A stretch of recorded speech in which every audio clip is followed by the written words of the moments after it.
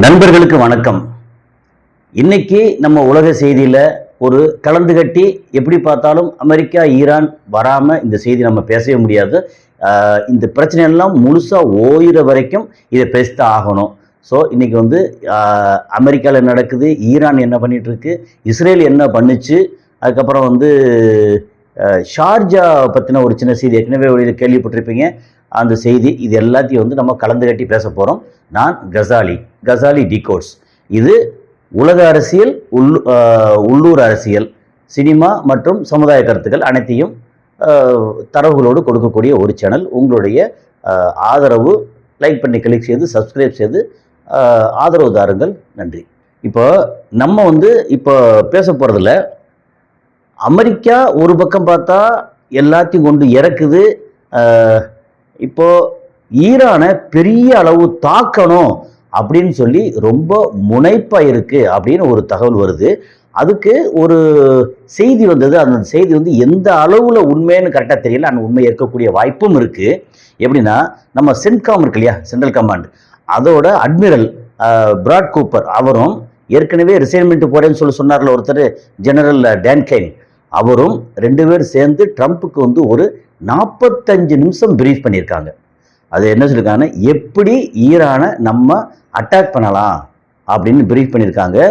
அதுக்கு ட்ரம்ப் எல்லாத்தையும் கேட்டுக்கிட்டு அப்படியா சரி அப்படின்னு சொல்லி எல்லாம் கேட்டுக்கிட்டு இருக்காரு அப்படின்னு சொல்லி ஒரு தகவல். ஆனால் அடுத்து பின்னாடி வேற ஒரு தகவல் வருது. அதையும் நம்ம அடுத்த இதில் சொல்லிடுவோம். அடுத்து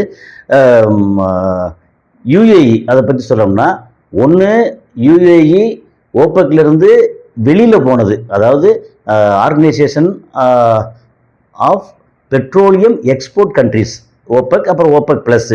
அப்போ அதிலிருந்து யுஏஇ 1ஆம் தேதியிலேருந்து, அதாவது நேற்று மே 1ஆம் தேதியிலேருந்து அஃபிஷியலாக வெளியே போயிடுச்சு அப்படிங்கிற ஒரு செய்தி. அதுக்கப்புறம் இன்னொரு செய்தி வந்துச்சு. ஷார்ஜா, யுஏஇயோட மொத்தம் 7 எமிரேட்ஸ் இருக்கு இல்லையா, மாகாணங்கள், அதிலிருந்து ஷார்ஜா தனி நாடாக தன்னை பிரகடனப்படுத்துது அப்படின்னு ஒரு செய்தி வந்தது. அது ஏன் தனி நாடாகிறதுக்கு நிறைய காரணங்களுக்கு அது வேற சேனலில் சொல்லியிருக்கேன். அது என்ன, முக்கியமாக ஓப்பக்லேருந்து வெளியே போகிறது, இஸ்ரேலோட ரொம்ப கைகோர்க்கிறது, ஈரானோட பிரச்சனை கொண்டு வர்றது, சவுதி அரேபியாவோட பிரச்சனை கொண்டு வர்றது, அப்புறம் பாகிஸ்தானோட ரொம்ப முரண்படுறது, அப்புறம் அமெரிக்காவுக்கு ஜாலரா போட்டு ஈரானுக்கு இஸ்ரேலுக்கு கை குலுக்குச்சு அப்படின்னு சொல்லியாச்சுன்னா என்ன பிரச்சனை வருது, நம்ம வீணா போயிடுவோம் அப்படின்னு ஷார்ஜா முடிவு பண்ணி, ஏற்கனவே ஷார்ஜா பல வருடங்களாக சவுதி அரேபியாவோட எய்டு அங்கே இருக்குது அப்படின்னு சொல்லியிருக்காங்க. இதெல்லாம் தாண்டி இப்போ யுஏஇ தனிப்பட்ட முறையில் ரொம்ப மோசமாக நடந்துக்கிறது அப்படின்னு சொல்கிறதுனால ஷார்ஜா வேண்டாம் தனிநாடாக போயிடுவோன்னு அவங்க முடிவு பண்ணாங்களா, அல்லது அங்கே அந்த ஆட்சியாளர், I think doctor Sultan Al Qasimi அப்படின்னு நினைக்கிறேன் ஆட்சியாளர், ஓகே, அவர் சவுதி அரேபியாவோட அறிவுறுத்தல் ப்ளஸ் ஈரானோட அறிவுறுத்தல் ரெண்டையும் வச்சு அவர் தனிநாடாக அனௌன்ஸ் பண்ணுறதா இருக்கிறாரா அப்படின்னு தெரியலை. ஆனால் திடீர்னு பார்த்தா இந்த வைரலாக பயங்கரமாக போச்சு. ஷார்ஜா தனிநாடு, ரிப்பப்ளிக் ஆஃப் ஷார்ஜா அப்படின்னு ஒரு தனி நாடாக போகுது அப்படின்னு சொன்ன உடனே அடுத்து பார்த்தா இல்லை இதெல்லாம் ஃபேக் நியூஸு அப்படின்னு சொல்லி பலவிதமான செய்திகள் வர ஆரம்பிச்சிருக்கு. ஸோ இந்த மாதிரி பலவிதமான செய்திகள் வருது. ஆனால் புகையில் இது நெருப்பு இல்லாமல் புகையான்னு சொல்லுவாங்கள்ல, அப்போ ஷார்ஜாக்குள்ளே என்னமோ, அந்த யுஏஇக்குள்ளே என்னமோ பெருசாக நடக்குது அப்படின்னு சொல்கிறாங்க.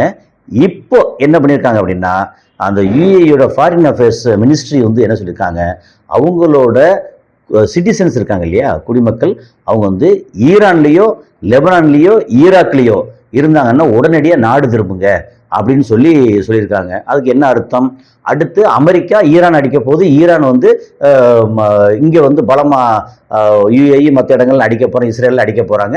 அப்போ இஸ்ரேல் ஈராக்கையும் ஈரானையும் அமெரிக்கா எல்லாம் சேர்த்து ஈரான் அப்புறம் லெபனான் எல்லாத்தையும் அடிக்க போகிறாங்க. அப்படிங்கிறனால தன்னோட மக்களுக்கு இருக்கிறது கொஞ்சமாக குடிமக்கள் தான். மொத்தம் யுஏஇல பார்த்தா சொந்த மக்கள் எடுத்தாச்சுன்னா ஒரு 13-14 கோடி பேர் இருப்பாங்க மொத்தத்துக்கு.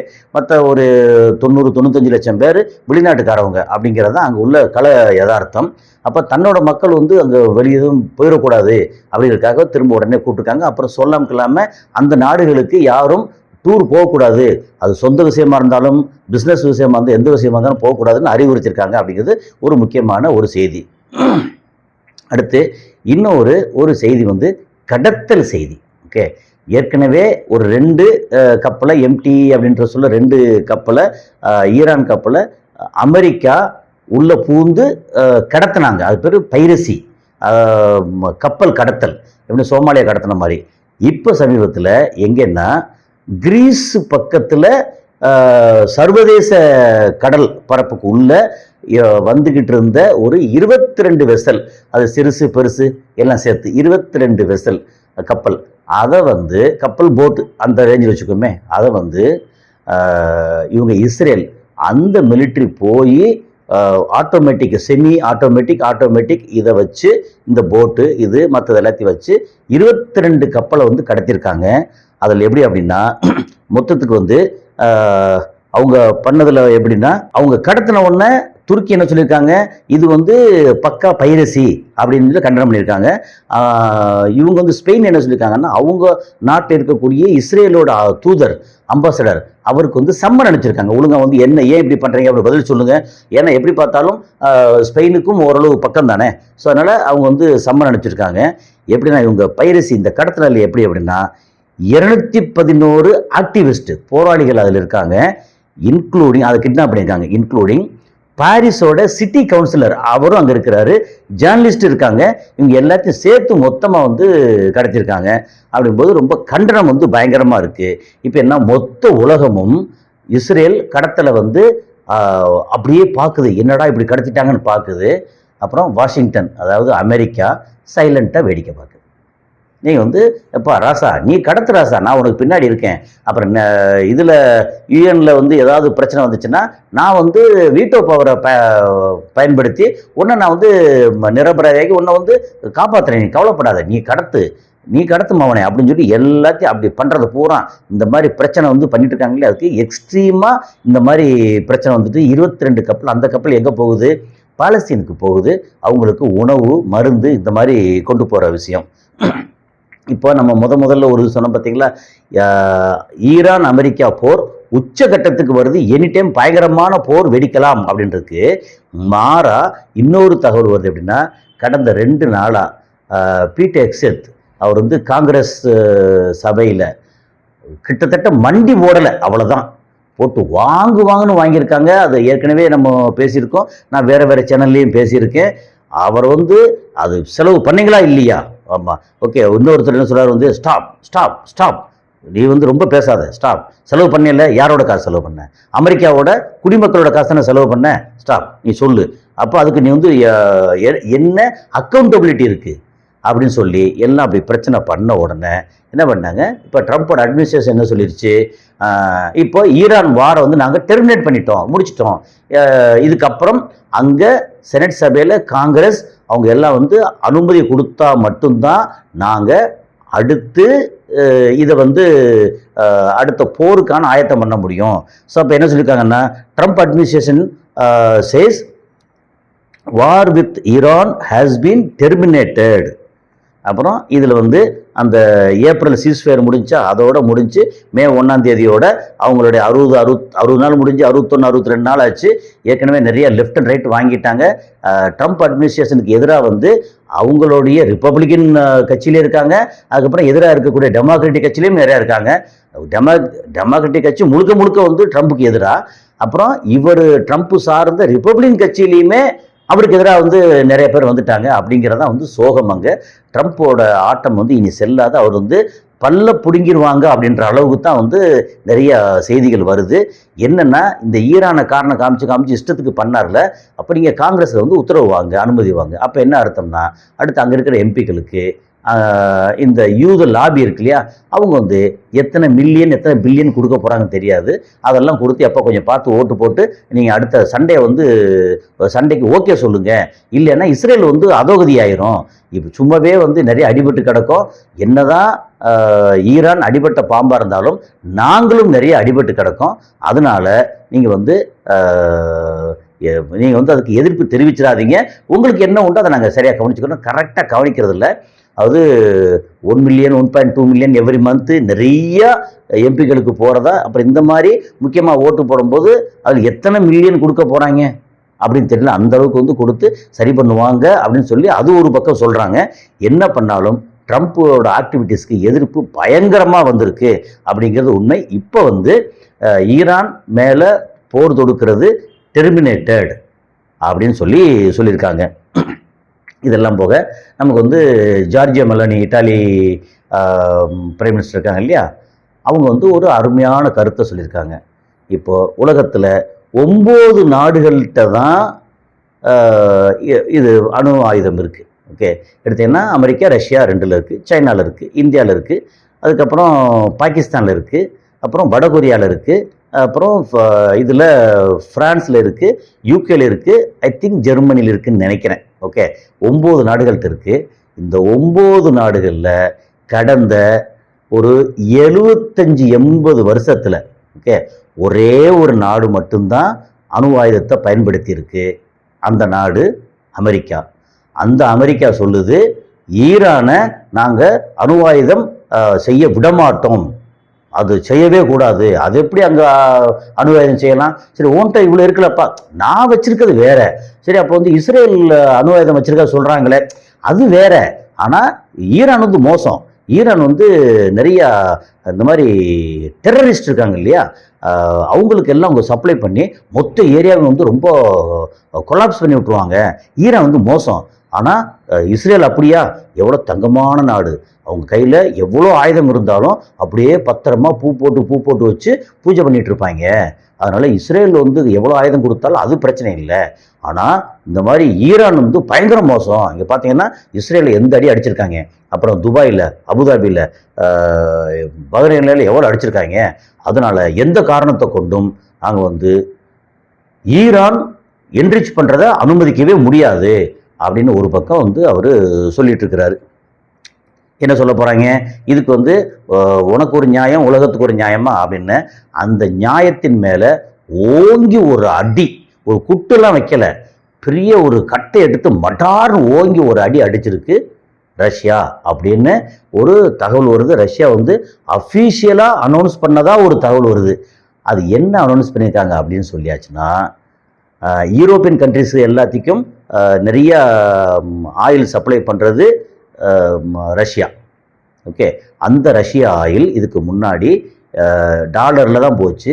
இனிமே நோ டாலர், நீ வந்து யுவானில் மட்டும்தான், அதுவும் சைனா கரன்சி, அது ரூபிளில் கூட வேண்டாம், எங்களுக்கு சைனா கரன்சியை கொடுத்தா தான் நாங்கள் உங்களுக்கு ஆயில் தருவோம். அப்போ யூரோப்பியன் யூனியன் ஃபுல்லாக அப்படி சைனா கரன்சி கொடுக்க ஆரம்பித்தா டாலர் என்னாச்சு? டாலர் வந்து பல்லிச்சிட்டு போக வேண்டியதான். ஐயோ இது போச்சு, யூரோ போச்சு. யூஏ என்ன சொல்கிறாங்க? நாங்கள் ஓப்பக்லேருந்து வெளியே வந்து எந்த கரன்சியில் வேணாலும் நாங்கள் விற்போம், யுவானில் விற்போம், ரூபிளில் விற்போம், ருப்பியில் விற்போம், ரியாலில் விற்போம், திராம்ஸில் விற்போம், எதில் வேணாலும் விற்போம், டாலர்லேயும் விற்போம். ஆனால் எங்களை வந்து டாலரில் தான் விற்கணும்னு சொல்லி யாரும் வற்புறுத்தக்கூடாது அப்படின்னு அவங்க வேற சொல்கிறாங்களா? ஸோ அது ஒரு பக்கம். அப்புறம் சவுதி என்ன சொல்கிறாங்க?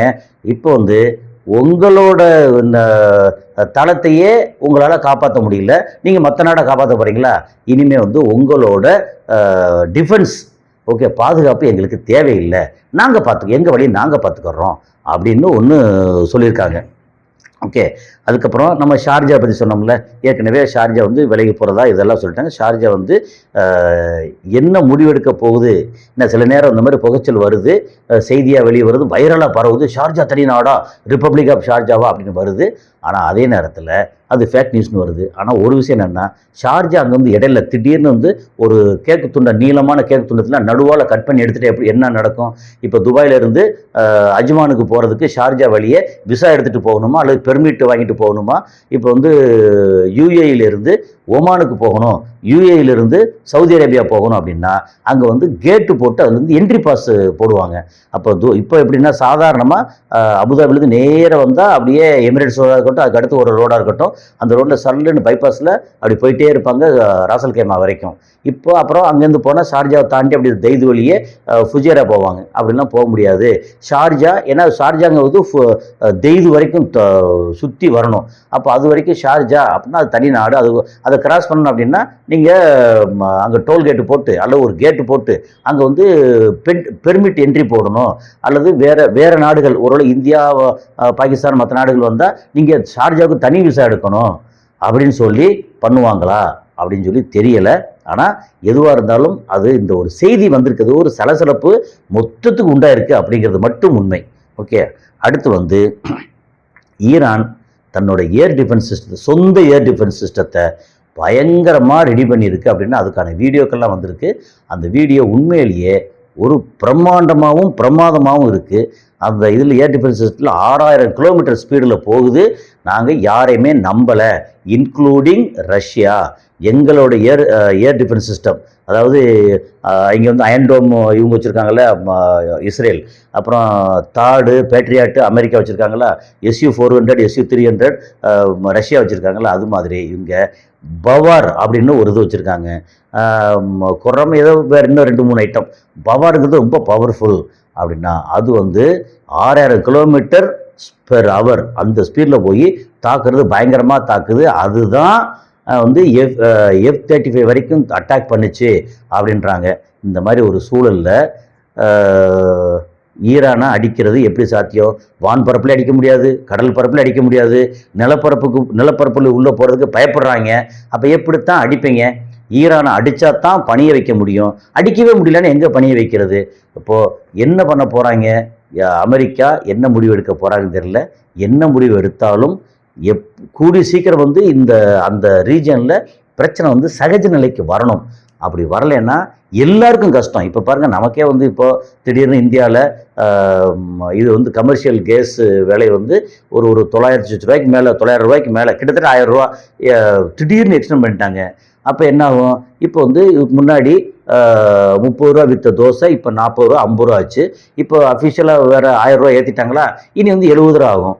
அப்போ 30 ரூபாய்க்கு ஒரு நாளைக்கு வந்து சாதாரணமாக 200 ரூபாலேருந்து 250 ரூபா இருந்துச்சுன்னா ஓரளவு நல்லா சாப்பிட்றலாம் அப்படின்றத நிலைமை போய் இப்போ கையில் 500 ரூபா வேணும். அப்போ என்ன ஆகும்? இங்கே வேலைக்கு வர்றவங்க இன்றைக்கி சித்தாள் வர்றாங்களா, அவங்க 800 ரூபா லேடி வாங்கினா 1000 ரூபா வந்து ஜென்ஸ் வாங்கினாங்கன்னா இனி வந்து லேடிஸ்க்கு வந்து 1100 1200 ரூபா கொடுங்க, அப்புறம் ஜென்ஸுக்கு வந்து 1500 ரூபா கொடுங்க, கொத்தனாருக்கு வந்து நீங்கள் 2000 ரூபா கொடுங்க அப்படின்னு விலைவாசி எல்லா இடமும் ஏறும். ஏற்கனவே நம்மகிட்ட வந்து டோல்கேட்டுன்ற வகையில் வழிப்பறி கொள்ள பண்ணுறாங்க ஒன்றிய அரசு. இதெல்லாம் தாண்டி என்ன நடக்க போகுதுன்னு தெரியல. அடுத்து வீடுகளுக்கு வரக்கூடிய இதுலேயுமே என்ன விலை ஏற்ற போகிறாங்க அப்படின்னு தெரியல. எவ்வளோ அந்த கேஸுக்கு எவ்வளோ ஏற்ற போகிறாங்கன்னு தெரியல. என்ன நடந்தாலும் வந்து மக்கள் தலையில் தான் எல்லாத்தையும் கட்டுவாங்க அப்படிங்கிறதான். அதில் வந்து இந்தியா வந்து விதிவிலக்கு அல்ல. சரி, அடுத்து என்ன நடக்க போகுது அப்படிங்கிற விஷயத்தை அடுத்தடுத்த காலம் சந்திப்போம். நன்றி.